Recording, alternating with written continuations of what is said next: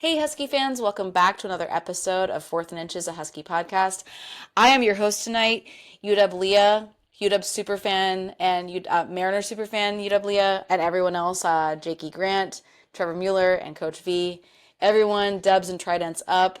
It's obviously a Husky podcast, but go Mariners also. We just got past a huge win avenging a loss last year in Piscataway, New Jersey. We were able to get the dub down on Montlake despite 2 weeks in a row of a really rough first quarter. Luckily, we were able to remedy that before halftime slightly, but yeah, we were able to get the win 38-19, more than covered the spread, and also kind of a weird vibe in the stadium. Me and Trevor were both there. Trevor, what were your thoughts about, obviously the Huskies kicked off at 6, the Mariners had first pitch at 5. What was the overall feel for you in the stadium? It was a little bit different. It felt like people, including myself, were kind of in two places at once, where the student section, that was the closest I've sat ever to the student section. I was right on probably below you, right in that corner, tucked into where the Huskies run out onto the field. They were loud. And they were really into it. When they got loud, the other people got loud. So I thought that was really cool. It made me think maybe we should move them back to the 50-yard line, which would be really cool for them. And probably better for the overall noise volume everywhere on the field. Shout out to my new friend, Ashley. She was there with her friend who, the friend's daughter was, Harry for the second half, so really exciting to watch some Harry action. That was pretty cool. But Ashley had the game on, she had enough service where she could refresh enough, and she was giving me updates literally every at bat. So big shout out to Ashley. It was funny every time they took the Mariners off the big board, you could hear the audible like, oh. And It was once awesome. they did it when Robles got the hit, and then they kept it up there for Robles's. All we saw was Robles make contact, and they shut it down. And based on what it looked like he rolled over to the shortstop, but still, you had to see what happens, and it was time to play. So it was good when it needed to be, but it was definitely there was people in the concourse the entire game watching as well.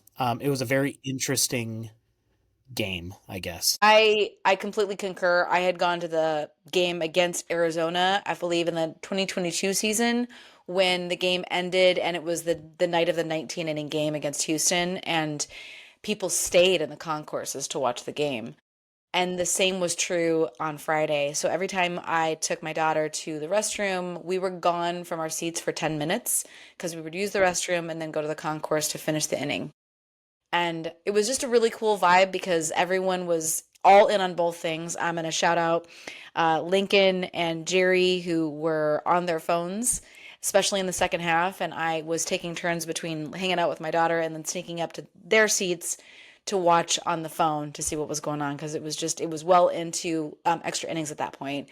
Luckily, we were able to obviously take care of business at Husky Stadium and also at T-Mobile Park. But the vibe was very strange because we kind of knew, even though how poorly the first quarter was going, the Huskies were going to pull away. Yeah. And so the focus was on the Mariners, but we should absolutely go over, gosh, why are we having such slow starts? Why does this continue to happen? Coach, I'm going to kick it off to you about what is going on? Why are we having such slow starts? Mike? Andy's muted. I think Trevor muted me. Hi. Trevor's mad at me because he had to turn to a stranger at the game. I wouldn't give him updates. Dude, okay. Now let's talk about that for a second, Coach. Because all we would get in that freaking group chat is you saying well, there it goes. Oh no. And I'm like, what, dude? Give me more, because I couldn't get it on my phone, but I could get all the text messages, and it was crazy. It was. I mean, we should do a Coach V Everybody Hurts doom scroll. Let me just focus on the task at hand here because this is a Husky podcast. I can tell you exactly why we're starting slowly. Injuries, inconsistent play, and execution. We had our left side of our offensive line is gone right now. Rutgers defense is bad. and they started to move the ball, but then a couple times where they dropped back to pass, Damon was getting rushed. They didn't score on that first drive, and it was just sort of a slog. Takario came back. He was a little rusty. He had some good plays here and there. A weird pass interference call that wasn't really pass interference and kind of nullified a turnover. They're just that team right now where they're kind of like they're putting a lot of different people in the lineup. They're playing a lot of people because of injuries. They're missing a lot of guys. And you think about who's making big plays right now. Obviously, Damon, he's a sophomore. Desmond Roebuck is a true freshman. Um, Denzel Boston is a beast, and he's finally starting to get the ball. Jonah Coleman is running his ass off, but he's also running behind an offensive line that is not at 100%. So we don't have all of, our horses, going at the same time. I'm, a lot of people are wondering when Carver and when Mills are going to be back. And that probably isn't going to be Michigan, which stinks because going on the road, you want to be able to match up with their edge guys, their defensive line. Michigan is ripe for being upset again, Yeah. and it's just a matter of if we can do the things that we need to do to help our offensive line. Maybe some two tight end sets more, just kind of help out Chip a little bit, make sure that Damon's got time because when he was just letting it rip, he was just like making the decision and going. He's the only player in program history. I mean, he's just set the record for total offense. And I mean, everybody remembers Tui's 300, 200 game, but 400, 100 some odd yards is insane. And to be honest with you, it should have been more. If they had pulled their heads out of their butts in the first half, he could have 600, 700 yards total, and it wouldn't even have been a thing. So it's just dealing with the health issue right now and the consistency. And I just keep saying it like Demond is still learning how to be the full-time guy. And I think we've seen over the last 2 weeks, we've seen a lot of progress with him. Sacks and untimely turnovers. I don't think that the Huskies were getting off to like a slow start like they were against Maryland, where they just couldn't move the ball. They were moving the ball, it almost seemed like at will against Rutgers. The problem is Demond got that weird fumble. I trust Demond moving forward. It was a good play by the defender. It was a bad play by Demond only having one hand on the football with him right there. Mhm. I think that guy kind of snuck up on him, and I don't think that Demond knew he was there until it was too late.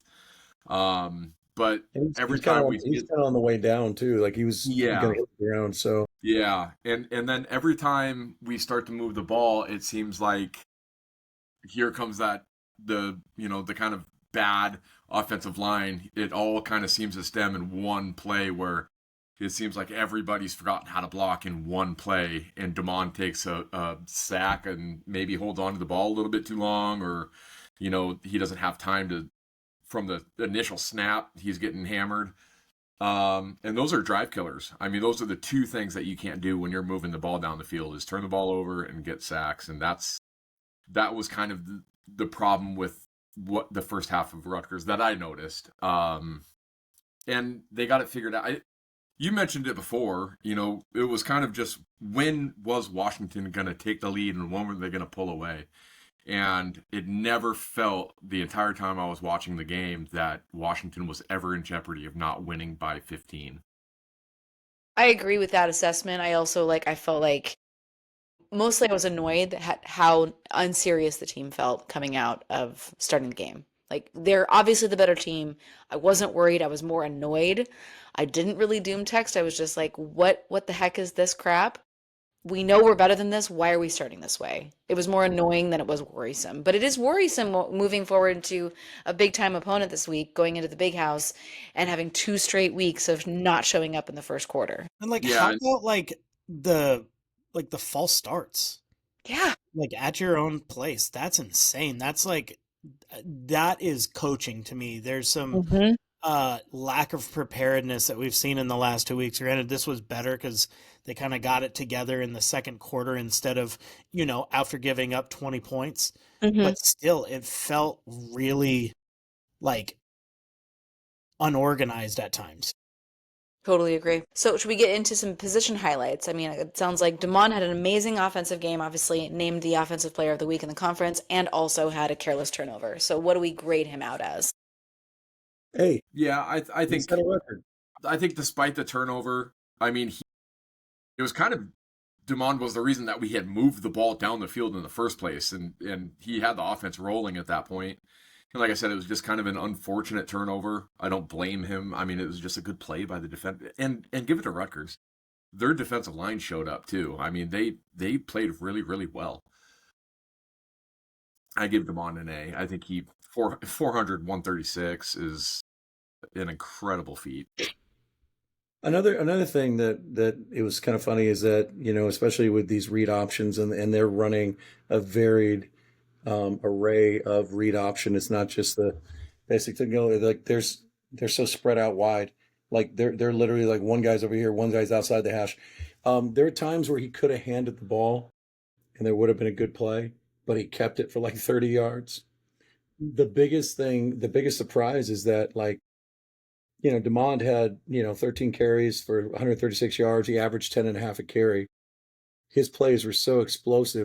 I think they were really focused on Jonah. Jonah only averaged 3.1, and he didn't have those typical holes. And a lot of the reason, again, is because, look who's blocking for him. This is not the 5 starters we broke camp with. For whatever reason, Rutgers just said, we're not going to let Jonah Coleman beat us. All right. We'll let Damon Williams beat us. I think that's going to be I think that's going to be the plan for everybody that plays Washington the rest of the year. Don't let Jonah Coleman beat us, which apparently I didn't realize, but his name is now Jonah Williams. If you watch the TV broadcast, because how many times did he call him Jonah Williams, Coach? Did you watch the game? So I had the split screen going, and I got to admit, I think the volume was on the Mariners a lot. Yeah. And then once, yeah. And then when I switched over, I was like, God, these guys are boring as hell. So It was terrible. Jonah Williams. You have Jonah Williams and then a bunch of AP voters that didn't put us in the top 25. It's unreal. The disrespect is pretty big right now. It makes me so mad. Yeah, if teams want to take away Jonah Coleman, he's still going to get his goal line yards. He's still going to lead the country in touchdowns. And Damon Williams is just going to destroy most linebackers who try to spy him. So, like, okay, try to do that.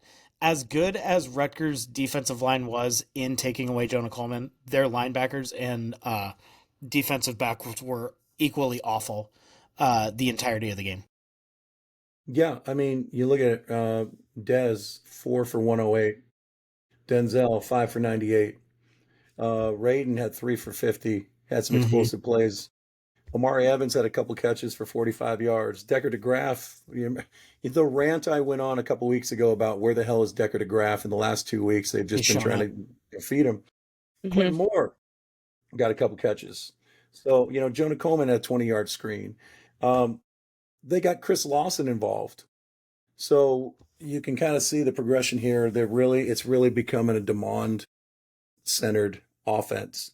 And while, Jonah is like the bell cow, it's really hard. Like I just keep saying it over again, it's really hard when your left tackle and your left guard are brand new, and you might have already been having some issues with some of the other guys on the line and the continuity and just, the consistency of play. Right now, our offensive line is like C- level. It sucked to watch them, struggle on the road against Maryland for as long as they did. And only when the coaches made adjustments and started helping out, Maximus McCree with some chip blocks and some tight ends, running backs. That's the only time we got anything done. It wasn't the same pass rush this week, so they didn't have to do as much, but they were still active enough to kind of give us some fits in the run game. So Damon doing what he did, it just seems crazy that it looked so easy for him, but it was absolutely necessary, because if we had played a straight up game, it would have been a slog the entire time. The one thing about Damon is, please stop taking so many hits. Like that's the only knock I got on that run. he was off to the side. He took a hell of a pop on that one, and I just don't want to see that anymore. Totally agree. Even He only when got he cut it back and then the guy came and hit him from behind and they jawed afterwards, but like once you're in that space and you're going horizontal instead of vertical, like that's when those athletes are going to catch you from behind. Just take the win and get down. Well, in high school, he would just go for 80 yards and nobody would Right. catch him from the other side. Yep. And I'm not sure that he got hit 10 times his entire high school career. Maybe that's just me being hyperbolic, but he didn't. I just, even when we watched him on film when he wasn't playing us, it's like, is anybody ever going to touch this guy? All right. Damon had a great game. We're all going to agree that he was well deserving of the Pac-12, Big Ten Offensive Player of the Week. Running back room. What do you think? For Do what you he did. do you include Demond in this? Exactly. 13 carries, 136 Yeah. yards. Right? That's a good RB1 day. and QB1 in the I same mean, game. are we talking a rushing unit as a whole, or are we No, just it's running backs. okay? So Jonah, Adam, End A of list. B. I give it a B. 14 for 44, 3.1 average. Coach is right. Rutgers was really honing in on Jonah, not letting him beat them.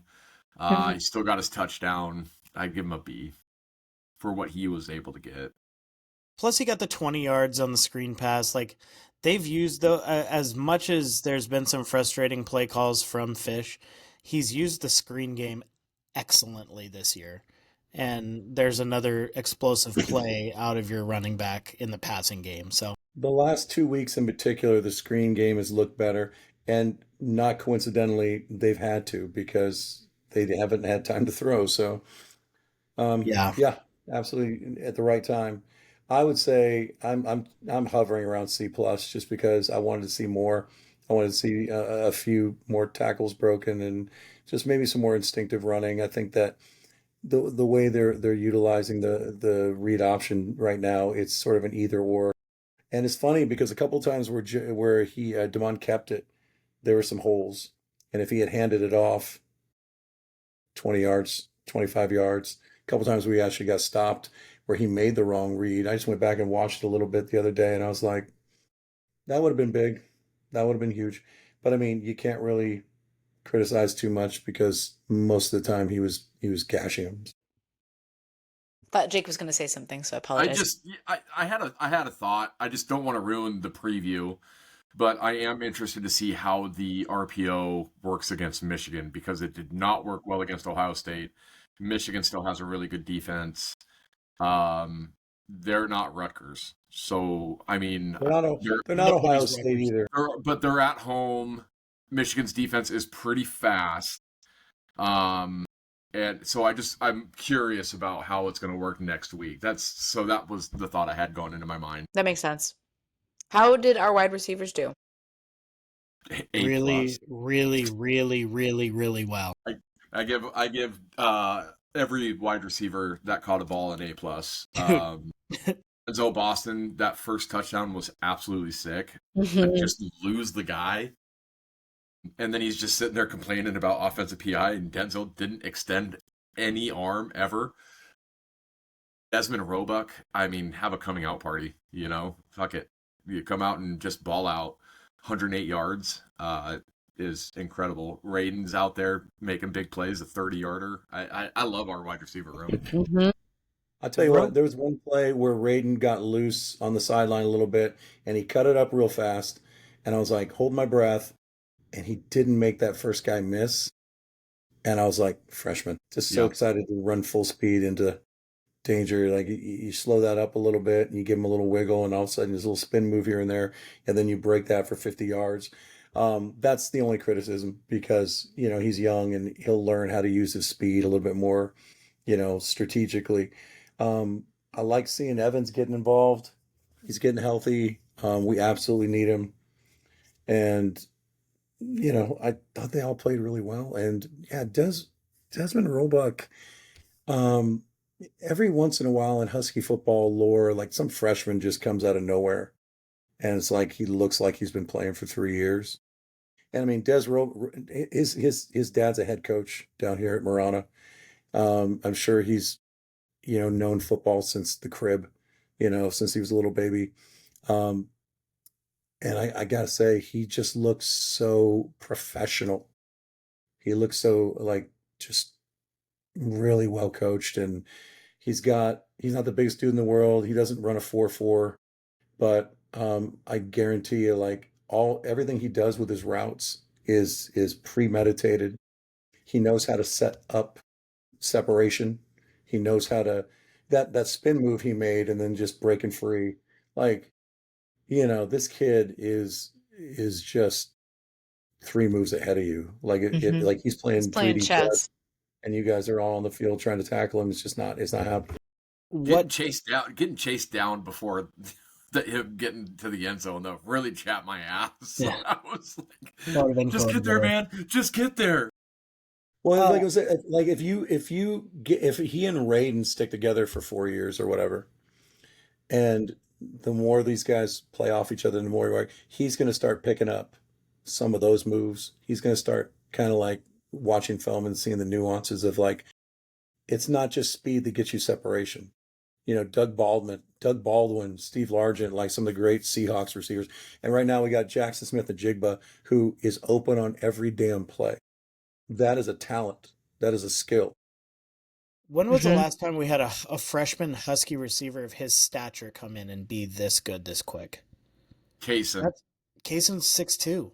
Yeah, Yeah. he was a lot bigger. I Desmond's gotta tell you, 5'11". Oh, you want to pinpoint it now to his weight? Yeah, that's what I'm and- saying. I'm talking and about height? somebody with that stature. Like like a small guy not is to what the he's talking level, about. not to the level, but like guys like Sonny Shackelford, DeAndre Campbell, Mm-hmm. like guys who came in early and it just looked like they knew how to play football. Sonny Shackelford is an underrated dude in Husky lore because he played for Tyrone. He played on some really crappy teams, but I swear to God, that dude knew how to get open from the time he walked on the field. How about having Omari Evans as a fourth option? That it just to me that just screams how good of a job Jed is doing with getting young talent here. I mean, the fact that you have two true freshman wide receivers that are out here making massive Mhm. plays is huge. And his injuries obviously kind of opened the door. Now that he's healthy, it's sort of like, all right, everybody just kind of get in where you fit in. But there's more in the tank there. And Yeah. as the season Omari goes Evans must be having an interesting week, yeah, considering where he transferred from. So Yeah, must be an interesting time Yeah. for him. you know yeah, what? he'd be coachless right now. Mm-hmm. If I've never made it clear on this particular podcast, Super fan, James Franklin, super fan. James Coach Franklin just has a really special place in my heart. And I just I'm so want to glad. I just want to reach out. I just want to reach out with my voice and my heart right now to say you absolutely fucking deserve this. I'm so glad you brought You that up, are Leah, you are a because terrible person. You are a lying, manipulative weasel who can't coach his way out of a paper bag. We need to pause this though, because we're going to come back to the fun things that happen around the country after we do the whole Husky stuff, because I want I to got talk about more. this more in depth. I got more. I know, That's I fine. want more too, but I want to make sure that we have the appropriate amount of time to let you vent how you really feel about your best friend, James Franklin, because I want to hear what Jake has to say too about that. Yeah, I don't even call him James Franklin anymore. I call him uh Keegan Michael. What was his name? Keegan Michael Michael Key. Key. Key. Keegan Michael Key, look-alike, a Oh, bad yeah. impersonator. I thought you were Because Yeah. gonna say you call him Jake the other Franklin. dude is a national treasure and a talent. That is And James that is- Franklin is rich man. he's pond scum. He is a devious, lying, manipulative, political animal. And you mean that in the nicest way possible. Leah, you know what? I kind of don't. The only Okay, reason so I'm we sad talked that he got fired is he's getting paid $49 million to walk exactly. away. He's getting paid to do nothing. So offensive line, we talked about the woes, especially on the left side. How do you think that the unit did overall, considering the injuries, the youth, all the things that we have going on in this particular position? Anything nice to say? Are we going to have a thumper moment of like, you can't say something nice, don't say it at all? I'm just letting somebody else talk. Man, Okay. It's really frustrating. Here's what I'll say: they're better than last year's offensive line. Here's the bar. Don't trip on it. It's better than last year, and they have a better quarterback behind them that helps. Drew as a party is objectively better than he was last year. I didn't say by leaps and bounds, Coach. Keep your fingers to yourself. The right side, the center position has to be better. I think Landon's better than what he's been playing as of right now. I think that the John Mills injury is so gigantically cataclysmic to this program right now that not being able to put Pocky somewhere else is really tough. Because if you have Carver back and you have John Mills on the right side, then whoever's not playing well on the right side, you can just insert Pocky because Pocky's fine. So Max McCree is letting guys get around him, and there's a lot of problems. The only saving grace right now is that our quarterback is really elusive, but it's affecting Jonah Coleman in his yards per carry, and frankly, I know that it was Jonah Coleman could be a Heisman, but like the Heisman race is wide open, and the guy was leading the league in touchdowns. He had over like 6 yards a carry at one point, and we're watching that yards per carry go down. We're watching the touchdowns. He's still finding the end zone, but it's not at the clip of when you're hoping to get him 100 yards minimum a game. I wouldn't doubt if they try to give Carver a go for Michigan.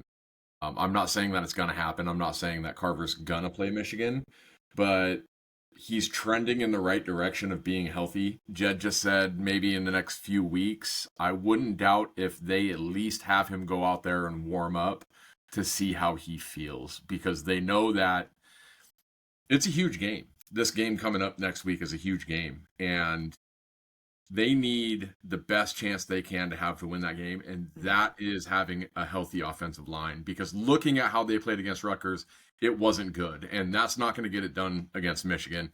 So I fully expect Carver to try to get there by this week. I tend to agree with that. I do not expect us to have a healthy offensive line or anything near it going into this game. I think we need to prepare for the fact that you're just going to have to help McCree, and you're going to have to figure it out at the guard spot. There's certain guys on this roster I'm wondering why I haven't gotten more reps, like Henning. I know he plays center, but he's also played guard in the past. I want to see some of these young guys. Listen, if it doesn't get better, I want to see some of the young guys.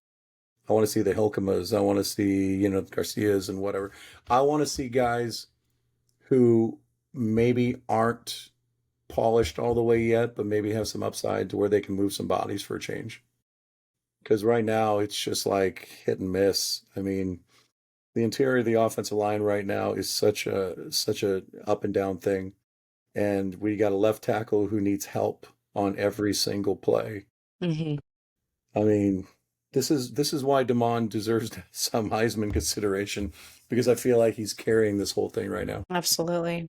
So are we all in agreement of who the offensive MVP was? Anyone going to disagree with the conference? Yes, sir.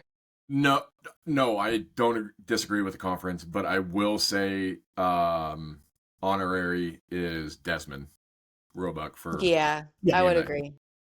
That's a good one. Absolutely. All right, so let's pivot and let's talk about the defense. Pivot. We're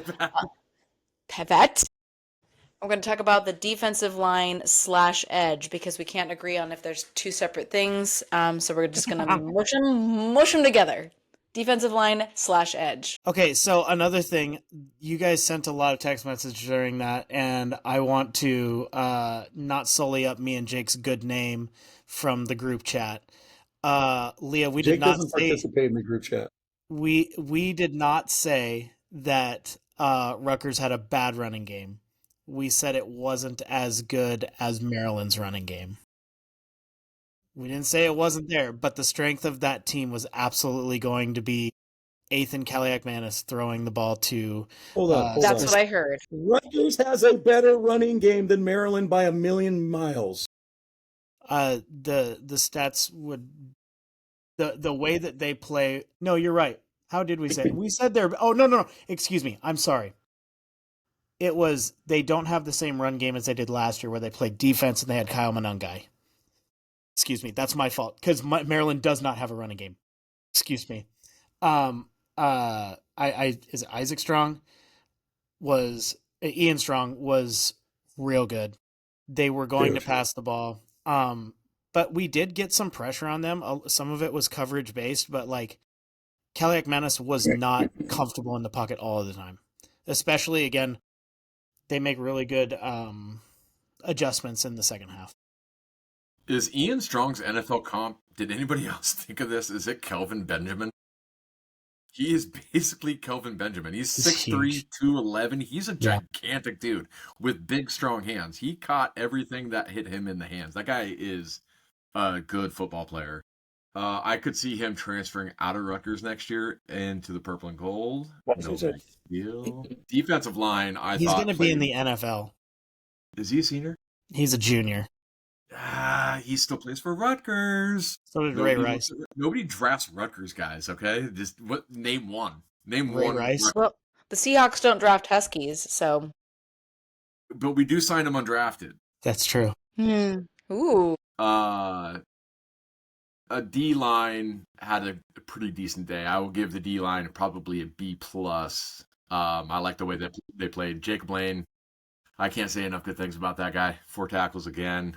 Bryce Butler, Armand Parker. I mean, all guys played really, really well all day. Who's the Minnesota defensive lineman? He had he knocked a ball out of the air. Should have been picked. Why can't I think of his name right now? Elias. Elenius Davis. Yeah, Elenius Davis was really active around the line of scrimmage with his hands up. Bryce Butler destroyed a couple of plays on his own, and we're still missing Javon Parker, so life's pretty good. Absolutely. I think they're okay. I don't think Rutgers is any great offensive line. In fact, I forgot the kid's name. 54 was like the dirtiest player on the field on Friday night. Just kept taking late shots at people. Finally got a personal foul in like the middle of the game somewhere where down that sideline play where he decided to run over and just bump somebody for no reason. They're not as, I think their offensive line was better last year. The thing I just keep coming back to is I think when the coverage is good, the rush has a chance. We're just not explosive off the snap. Like not even a little bit. And when you have, the edge injuries that we've had, there's no Russell Davis out there flying off the edge against UCLA this year. There's no Durfee bull rushing somebody into oblivion right now. It's just one of those things. It's like a committee deal, and Isaiah Ward's trying to patch it up, and Jacob Lane and these guys. The interior guys, for the most part, are interior guys. I've been waiting for Ontario Thompson to do something. I think he's really good at disrupting along the line and like stopping the run game. I don't think he's taking it to the next level pass rushing. There was a play, they tried to run a lot of stunts in this game, and there was a play, it was so fresh in my mind, where he was supposed to loop around. It's supposed to be like a tackle and stunt. And he stunted around and he did a face plant. He tripped and he did a face plant. And Kaliak Manis hit a big play on the field, and I was like, that wasn't supposed to happen. But, I mean, they're just trying different things. They're trying to move guys around. They're trying to generate pressure without necessarily bringing a lot of blitzes. And then when they do bring a blitz, then, it's got to get home. But I don't know. I think that we're a couple pieces away, and we're not going to get those pieces this year because guys are hurt. They're just okay. You know who I did see flying around quite a bit and was constantly near the ball, which I haven't seen a whole bunch this year, was Deshaun Lynch. That guy seemed to be around the ball a lot on Friday. So, to your point, last year, in my private thoughts, I was like, this dude's not a D1 player. Like, I just didn't think he was adding anything to the team. And this year, he's completely done a 180. Mm-hmm. Like, he really is. He's more stout against the run. He's more athletic, getting up and down the line. He's making some plays. So, I mean, I give that kid a lot of credit because last year I was like, I cannot believe we brought this dude in. He is a complete non-factor, and I can own that because this year he is a different player. All right. How'd the linebackers do this week? I figured out that Devin Bryant takes a couple of snaps to figure out the correct geometry on some of these runners, and some of those big runs at the beginning of the game were him just not quite being in the right position to make a play. And then in the second quarter on, I thought him and the linebacking core in general were really lights out. Specifically, him and X-Ray Alexander, I thought were like just in the right spot the entire time, made life hard on Kelly McManus, took away some of the easy throws for him. And I mean, they like led the team in tackles, which is fine. They were also like in the right spots, and they didn't allow Rutgers really to get a lot going outside of like throwing to our 6'4" corners and hoping for something good to happen. And that's because they took away everything around the middle. Yeah. You muted yourself. Muted, coach. Lee, Trevor, stop that. I'm a little fuzzy on this. Was it like right after the bullshit penalty that took away the interception where they went down and scored, and it was like, it was a third down or so, I don't remember exactly, and they ran a wheel out of the backfield and Devin Bryant got completely lost, and then the guy caught it over him, and then Mikell missed the tackle going into the end zone. And that was like the last time I was like, okay. But I'll tell you what, Rutgers was running that everybody calls it something different. They're rolling, or they boot and they roll out, and they have that under route, that hide route, like underneath. So you have to decide if you're going to take that guy, if you're going to take the quarterback. And they played that. They double teamed that really well, like 90% of the time. And usually when you're not ready for that play, it's an automatic first down one way or another. Right. Drag route, I thought they got in his face, and I thought they jammed that guy coming across enough to where they had support on the boundary, and they just did a very good job of defending that play in the second half. Which was good because DJ Sheffield's a pretty good player, and they took him out of it a lot of the time. Yeah.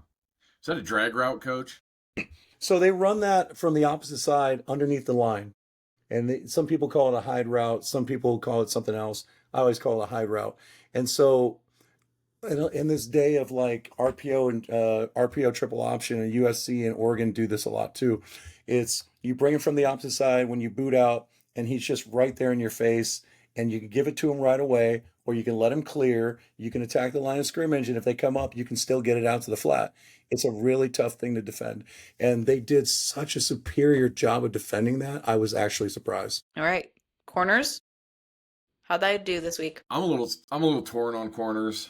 I felt like Takario got taken advantage of a couple of times. Again, he was going up against a really big physical wide receiver from Rutgers. And I don't know, that pass interference call where he was that him that grabbed the hand? He grabbed around his waist. Was that Bryce Hawk? Yeah, Takario's I probably would have called too. That was right down close to me. It was more before the play got there. It was more of a hold than a pass interference. I saw a guy that was shaking off the rust. He hasn't played in a month. Yeah. I'm glad he played Friday against Rutgers as his first time back versus next week versus Michigan. Totally agree with that. He's not going to see a receiver as good as that in Michigan, believe it or not. Well, he's not. We're not going to see a quarterback as good as Kelly McManus in Michigan either. That's also true. I got to tell you, I just kind of defended the officials on that one. The Price Hawk pass interference was insane. They were battling. The guy, the offensive player, I don't know if it was Strong or the other big guy, but he shoved him in the back. Yeah, he and initiated the contact. With his hand. And that's what I started yelling, is that the other guy had initiated it, and it was just run of the mill, like, which the Big Ten, to its credit, has allowed quite a bit of that. And I thought that was a pretty weak pass interference. And I just feel like sometimes just the length of Davis and Prysock, kind of because they got those long arms, they're more apt to get it called because they have such a wingspan. Like, that's the only thing I can think of. He initiated all the contact. It was crazy that it was called. It should have been his second interception, or his first of two. And even though Takario didn't have the best game he's ever played, he was still in position for 3 different interceptions. So he always is in the right place at the right time. He runs routes for receivers better than the receivers do. There was an out where the receiver made his cut heading towards the boundary, and Takario was already there, and he turned his head just a millisecond too late and didn't recognize the ball there a little bit too late. But I mean, the guy's a phenomenal football player. And like Washington held Rutgers, that was their lowest offensive output of the season, like Great. by more than a touchdown. So like, which is crazy because Kelly McManus had 386 yards. Yeah, a lot of that was some garbage at the end, but they only put up 19 points. Like, and like that last interception, Price Hawk finally gets his.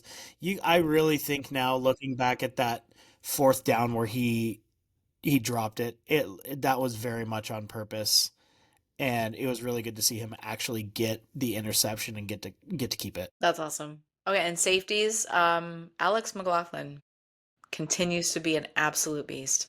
Sunshine. Dude, Sunshine. Strawberry blonde, actually. You're right. You're right.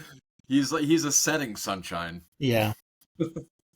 Yeah, that dude is an absolute ball hawk. He is all over the field all the time. McEllisteen actually had a pretty decent day, minus the one missed tackle that coach had alluded to earlier. But he has the hardest job though, dude. He is so many times it's one-on-one with a ball carrier. Yeah. And most of the time this year, McEllisteen has made the right play. And I mean, he made some major stops in the Maryland game. He had some good hits this week, albeit the game was pretty much over after the third quarter. But I thought I kind of cut you off there, but I think he's playing phenomenally as well. I totally agree. Who's the defensive MVP? I already know who mine is. Anybody? Dude, X-Ray Alexander. Yeah, damn it. That was going to be mine. Yeah, I like it. I thought he had a really good game. Obviously leads the team in tackles, but he played a lot of true linebacker, and I thought the linebackers did an excellent job of taking away what Rutgers wanted to do to keep chipping down the field. Look, I think the linebackers have the hardest job on this defense right now because they already said that they're going to redshirt Jacob Manu. So they're going to give him 4 games to play. Pending his lawsuit. You're right. So they're going to try to redshirt him. And so they got 3 more games to play with Jacob. And they're going to try to plug him in 2 more. I thought he already played 1. He's played 2 now. Has he played Okay. 2? So he's got 2 more. He played in Maryland and Ohio State. He played in Maryland. Okay. For him to play the last 2 games and then just not play this game, and then you have to plug in Devin Bryant Nexery is a tough task to be a linebacker. Yeah, but I mean, it's such a tough battle. So for them to come out and play like they did without Jake and Manu there is a huge win for them. So I think they've been, because Trevor already took the other one.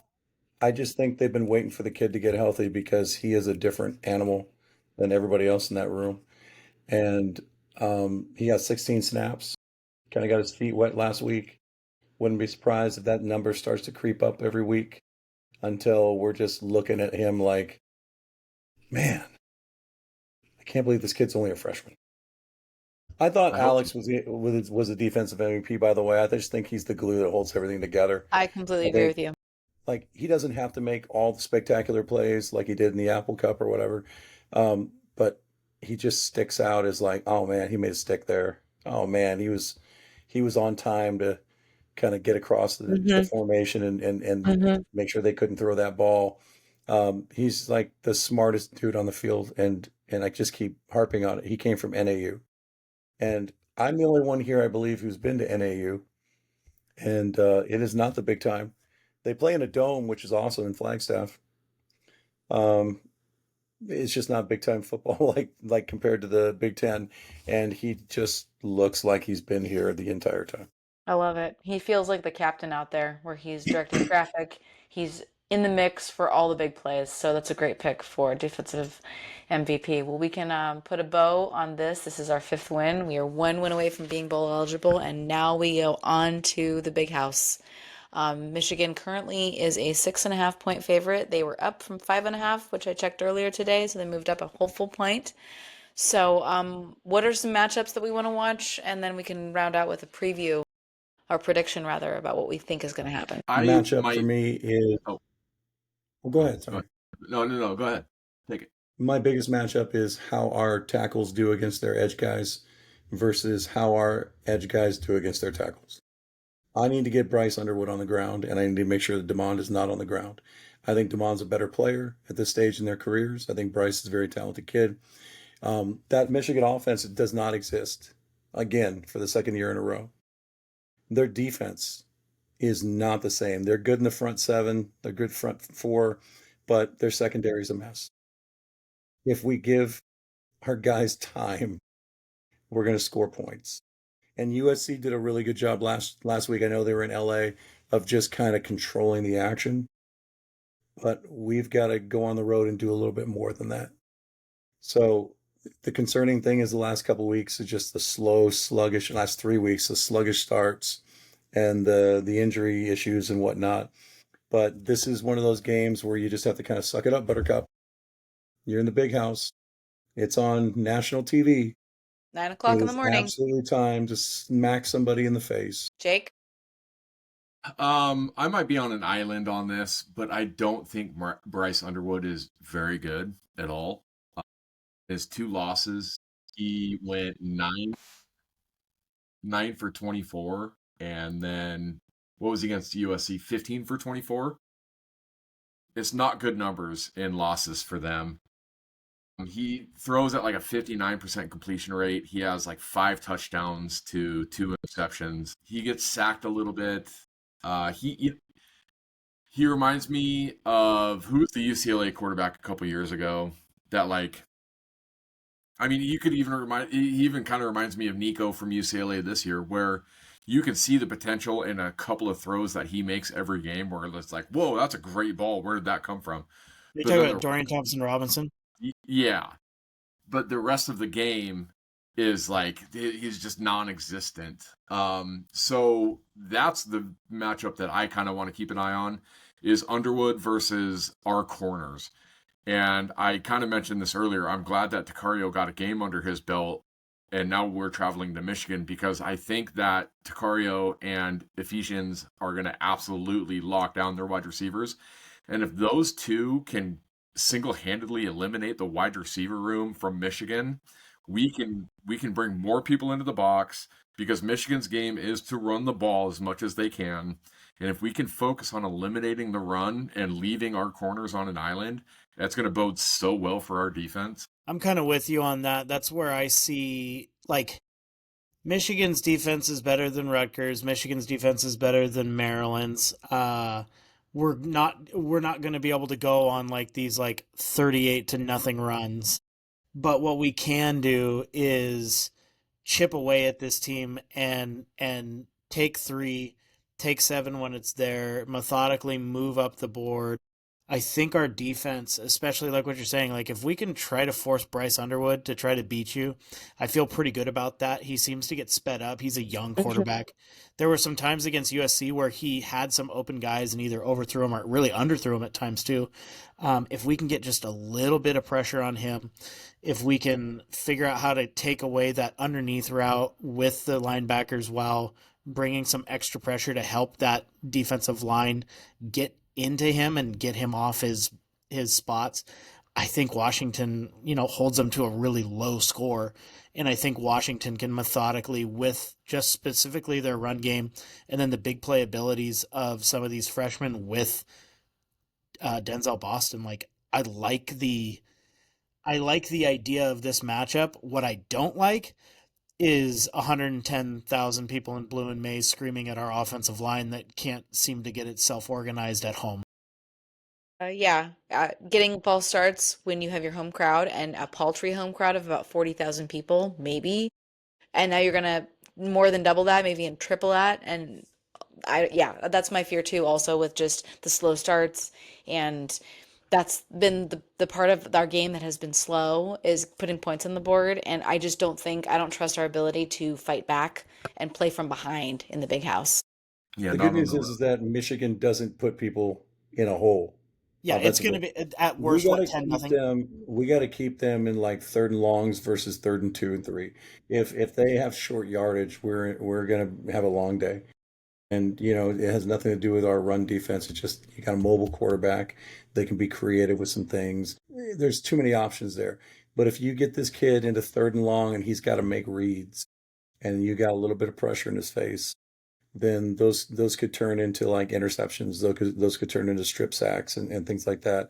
Defense really is going to be the key to this game because even if you're not out to a hot start offensively, if you keep them contained and under control, we've got the explosive ability at any time to like hit a play. I get that. And They don't do that. I'm concerned though that like if our offense is sputtering and they do it like they did against Maryland, that our defense is going to be on the field for so long that they're going to start to become ineffective because they're being overworked. What they can't do is they can't let Haynes beat them. He is strictly a running back.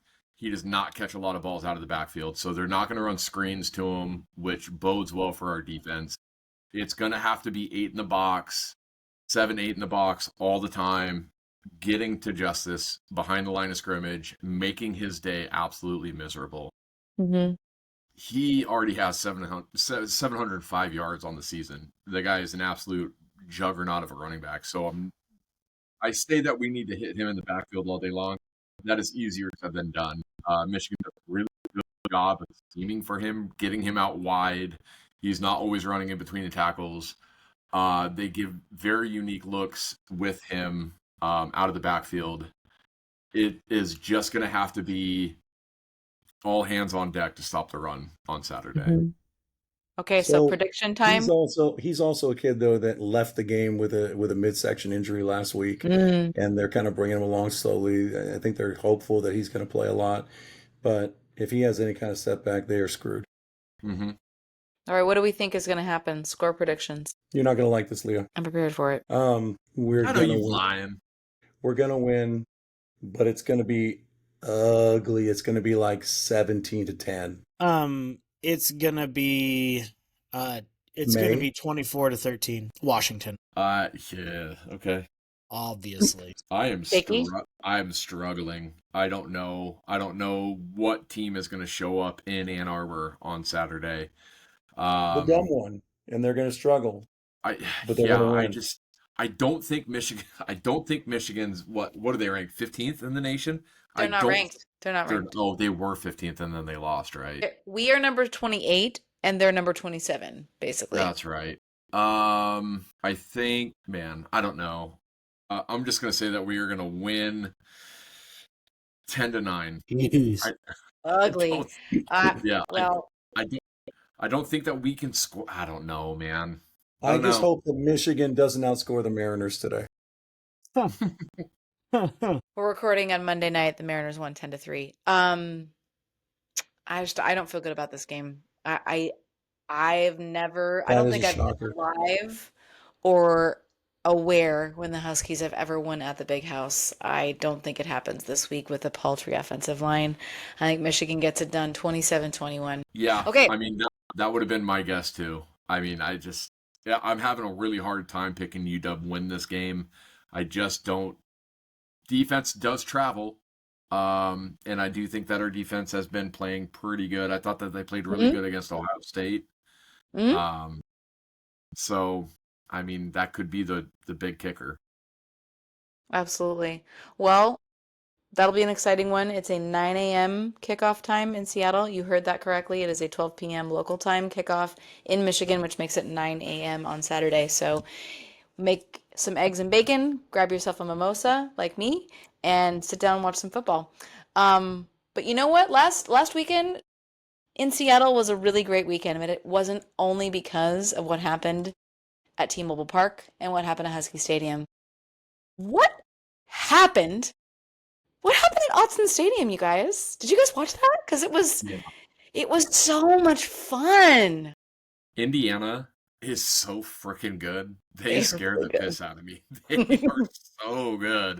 They don't have a single 5-star kid on that team. They have like 4-star kids, and they just beat the brakes out of Oregon. And it wasn't competitive. I mean, Dante Moore had Oh, it was competitive. It was Moore. competitive. Moore looked like he was in shambles. Tell me that Indiana's He defense got he didn't got make dinged Moore up at look. the end, and once he was limping back to the huddle, it was over for them. Dude, Oregon they looked gave up a defeated. pick six, and still, I felt like Indiana was in control. Absolutely. Oregon looked defeated the entire fourth quarter. Everything about Indiana, they bullied Oregon. Indiana's linebacker number 4 is like one of my new favorite players. Like that kid is just a bastard in a good way.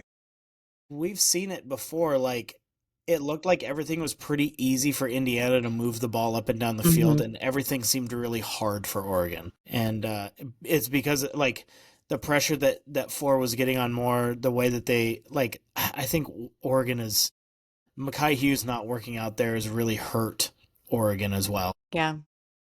There are a couple of ways that I imagine heaven, and one of them is reading Twitter after Oregon loses a big game.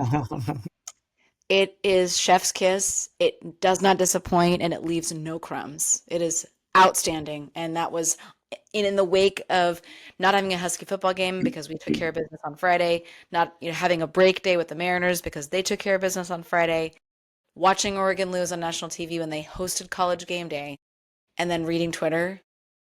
Unbeatable. Loved it. It's kind of funny is that our two fan bases are so close in proximity that we share some professional teams. And a lot of Oregon fans are also Mariners fans.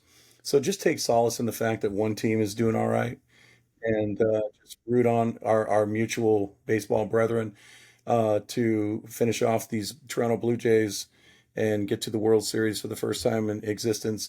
And then the Mariners can win a title before Oregon does. Oregon was 7.5-point favorites going into that game in Autzen.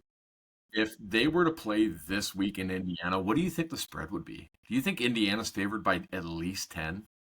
I was going to say like 13. I was going to say 14 originally, but I was thought gonna say that 15. might be. Okay. I mean, so we're Price is Writing. But now, Coach, the rules of Price is.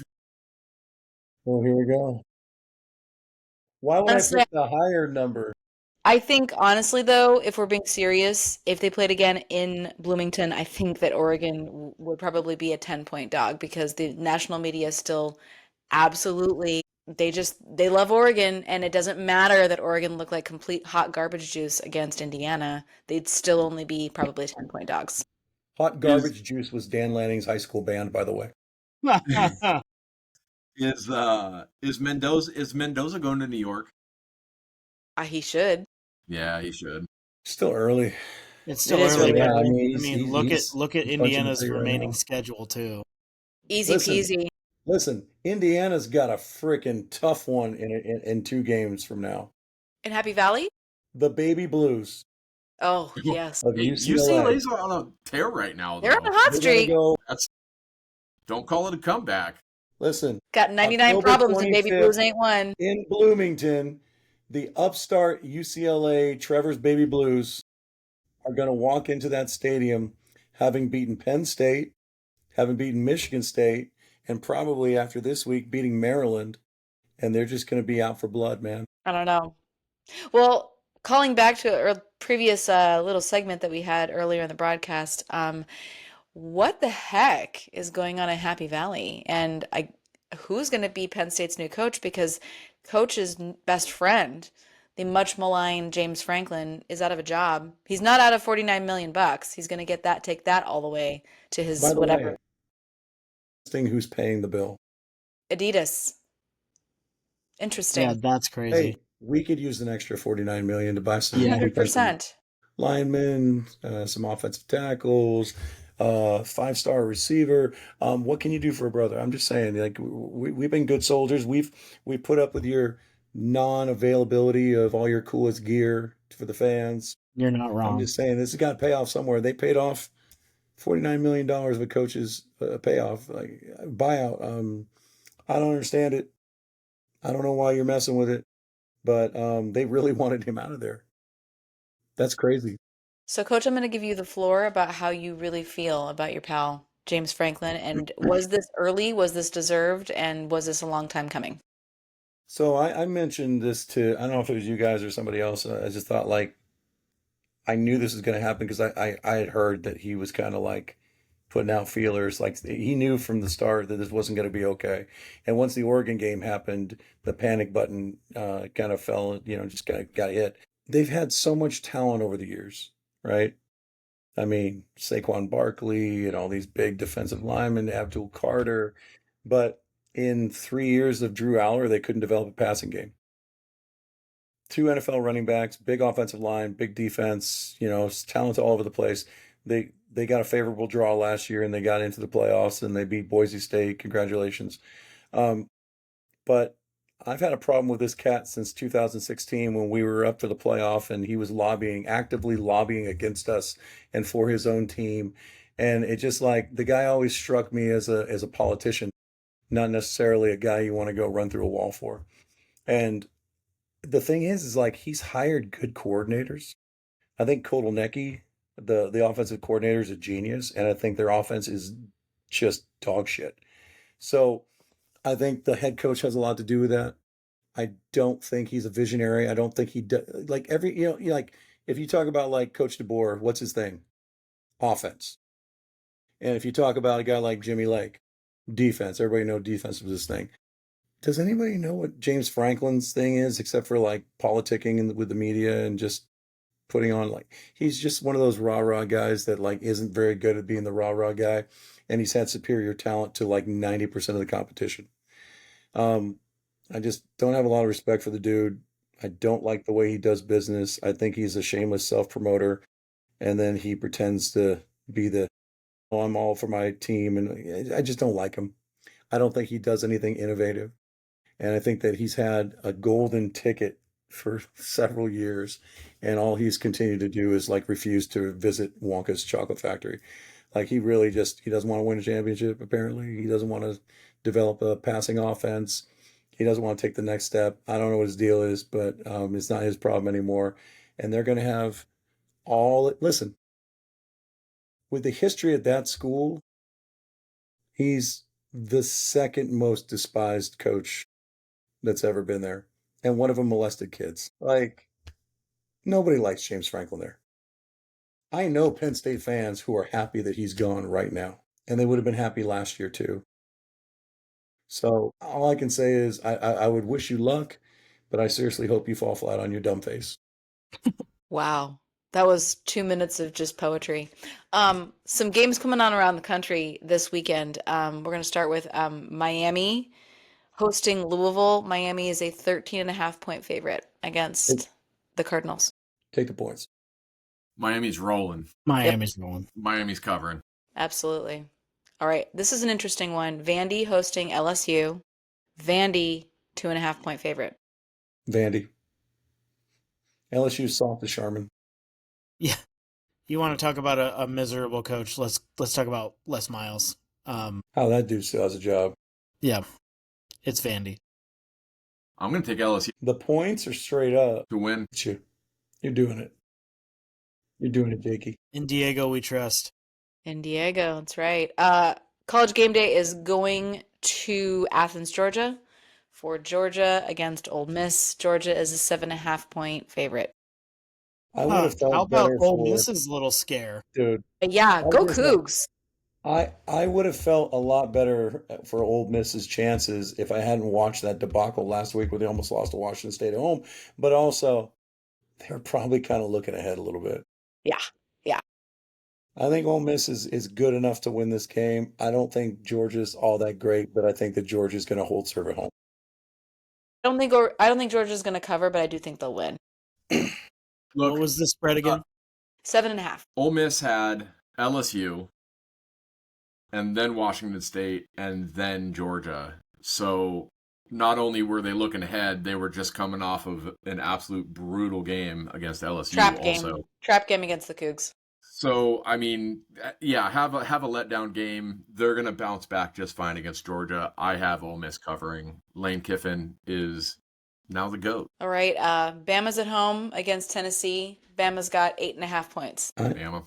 I honestly thought Bama was going to win by a lot last week, and I turned on. I was like, wait, what's going on here? I think they get I well don't at home. I don't know how you trust this team. I mean, when DeBoer was at Washington, how many single-digit games did we win en route to getting to a national championship? Like, that's just kind of like how many times did Washington have an opportunity to blow a team out and it came Too down many. to something silly? I Too mean, many. even in the Sugar Bowl, right? Yep. Like, that's Crazy. Arizona State. Unbelievable. Wazoo. Wazoo. Wazoo. Exactly. Notre Dame at home against USC. Notre Dame's got 9.5 points. Like USC's favored by 9.5. No, Notre they're Dame. underdogs. Oh damn! I'm taking I USC. don't Me I don't too. like that at all because I just think I don't think USC's great, but the things they do well might match up okay with Notre Dame being such a defensive team. I think their offense can get some stuff going. I don't think USC's going to win, but I don't think necessarily that Notre Dame covers. Yeah. I'm kind of with you. Like, whenever I pick USC, I'm wrong, and whenever I pick Yeah. against them, I'm wrong. So, whatever. You're just wrong. Simmer in your wrongness, Trev. I don't think that's Trev though. I think that's anybody that's not a USC fan. I think I think even when you know I when think we it's needed, Lincoln Riley. Let's just be yeah, honest. when we needed USC to beat the brakes off of Utah a couple years ago. Would have went to a Rose Bowl. Yeah, and the one time we root for USC, they can't do it. It's just such a USC thing. They It's can't. such a trap to root for them or I against them hate because no them matter what you so do, much. I It want to was know. cool to see all of the West Coast except Oregon take care of Big Ten teams. That was pretty That I right awesome. got a there. question. I got a question for the group. It's very important. Is what is more likely to happen sooner? Trevor's going to be right about USC, or Trevor's fantasy football team is going to win a game this season. Oh, Trevor's going to be right about USC first. Listen, I just want to reach in the numbers here.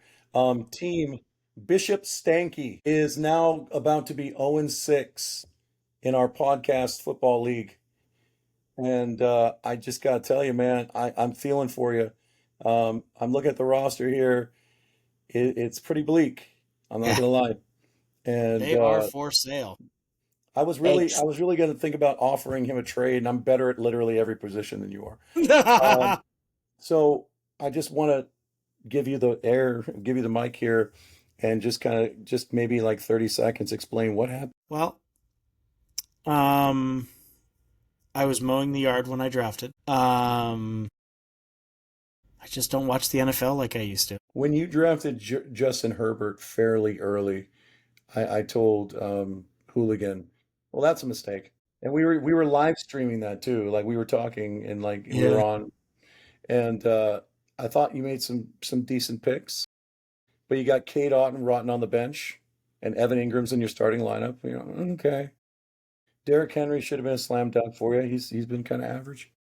I do like the fact that you have Tet McMillan, but there's not a lot of hope here. I'm gonna be honest with you. No, it's about as mid of a roster as I've ever put together. Anyhow, I hate USC as well, as much as I Absolutely. hate my Bishop Stakey team. Oh my God. All right. Last game on our games around the country, a little bit. BYU is hosting Utah. BYU, I think, is number 17. Utah, I think, is 25. And Utah is favored at BYU by 3.5. BYU snuck past Arizona. Yeah.